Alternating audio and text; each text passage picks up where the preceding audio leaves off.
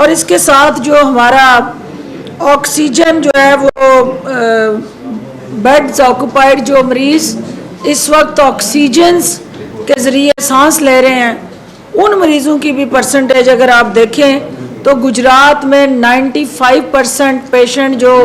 Hospitals में corona के लाए गए हैं, उनमें 95% जो है वो ऑक्सीजन से ही सांस ले रहे हैं। गुजरांवाला में 85% है। पेशावर में ये कंपैरिजन इसलिए दे रही हूँ कि आपको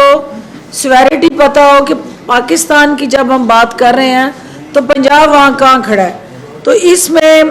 गुजरात 95% और ये बेड्स ऑक्यूपाइड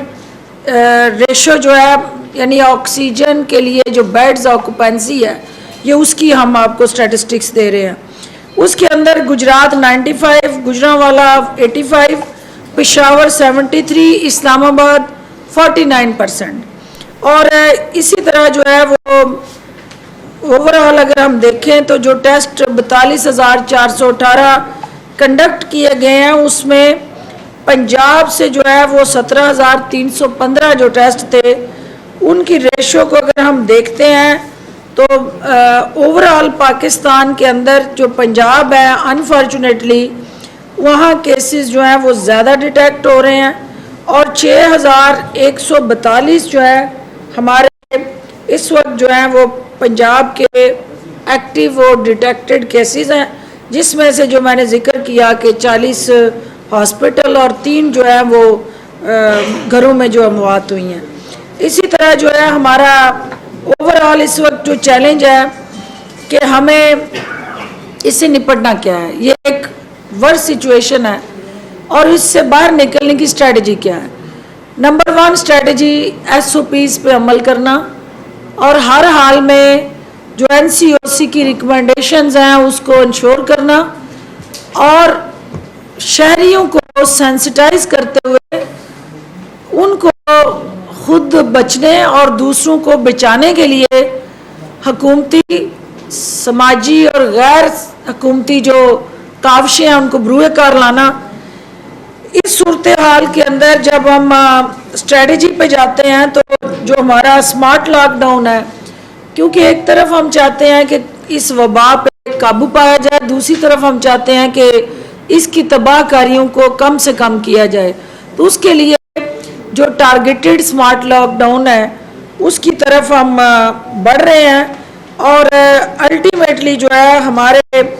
केसेस को अगर हम ओवरऑल देखें कि गुजरांवाला, सियालकोट, रावलपिंडी जो है वो स्मार्ट लॉकडाउन की जद में है और वहाँ हमने मुख्तलिफ लोकेलिटीज़ जो हैं वो उनको टारगेट करके स्मार्ट लॉकडाउन लगाया है। रावलपिंडी में 4, गुजरांवाला में 3 और सियालकोट के एडिशनल ये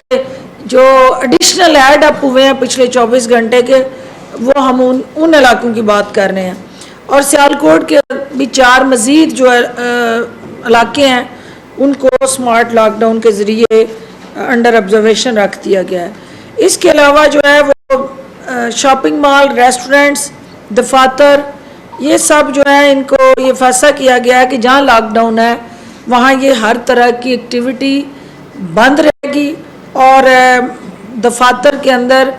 वो वर्क फ्रॉम होम का जो सिलसिला है वही कंटिन्यू रहेगा। जो हमारी एक सबसे बड़ी चैलेंजिंग सिचुएशन है कि इन इलाकों में ज़ाहिर है जहाँ आप स्मार्ट लॉकडाउन कर देते हैं तो वहाँ के जो मकीन हैं उनकी ज़िंदगी सिक्योर भी हो, प्रोटेक्ट भी हो, लेकिन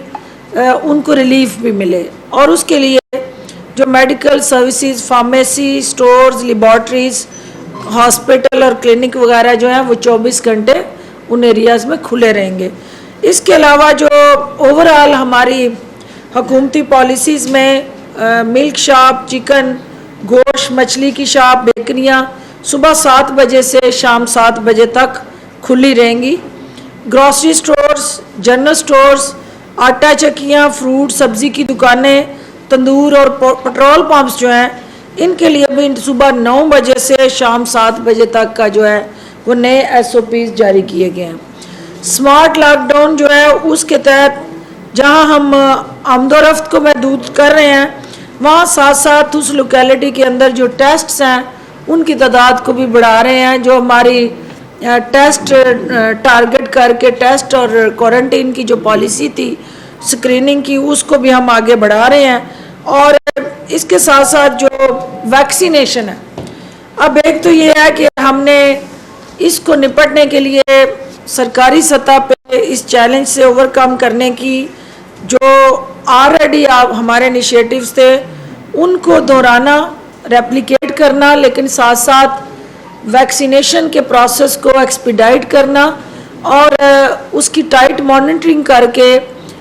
हर शहर के अंदर पंजाब भर में वैक्सीनेशन के अमल की निगरानी करना। अब तक जो है वो पंजाब में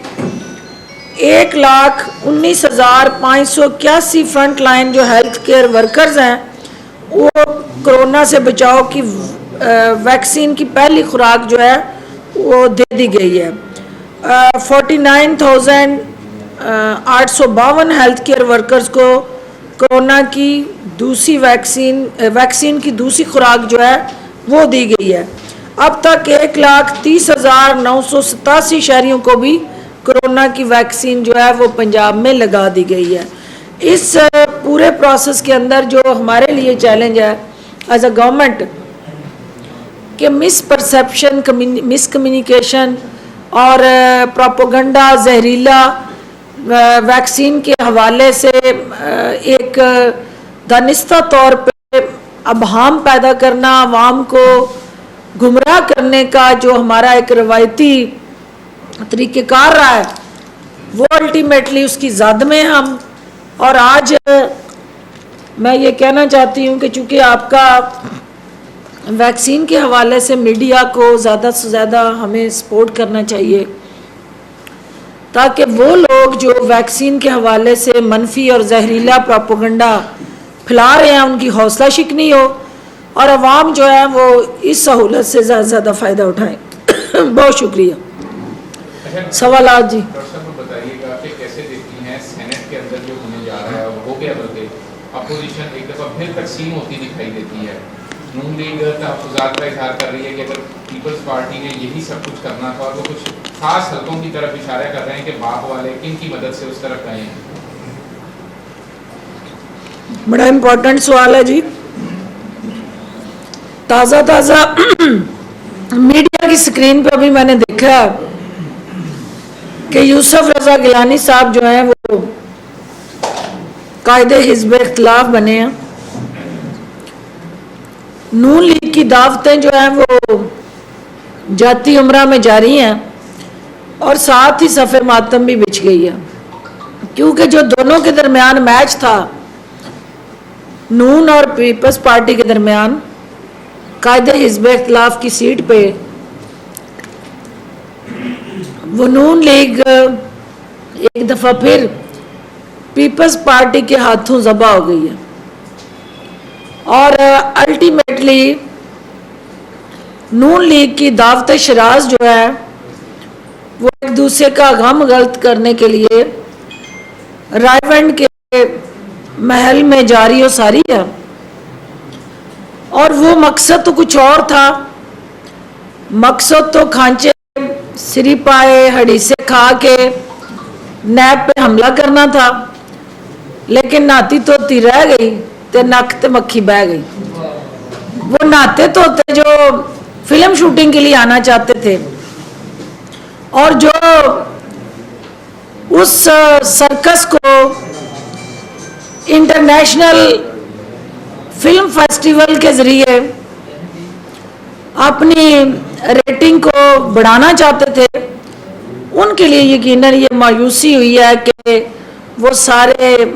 डिक्कियों में भरे पत्थर, वो सारा डांग सोटा, वो सारे के सारे कब्ज़ा माफिया, मनशियात फरोश, चीनी चोर, आटा चोर,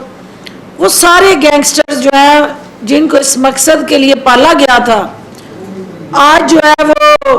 यकीनन उनके लिए भी बुरी खबर है, क्योंकि बदकिस्मती है इस मुल्क की कि यहाँ एक ऐसा ख़ानदान इक़्तिदार में रहा जिसने हमेशा इक़्तिदार के ऐवानों में बैठ के अदारों को कमज़ोर किया और अपोजिशन के सिंहासन में बैठ के उन अदारों को चैलेंज किया और उनके मसल टेस्ट किए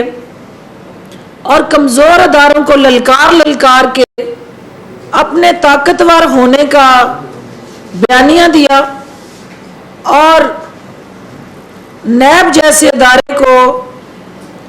मुतनाज़ा बना के जाली राजकुमारी ने कल जो बगलें बजाई हैं, अपने फतह के ऐलान किए हैं और एक दफ़ा फिर ड्रामा क्वीन ने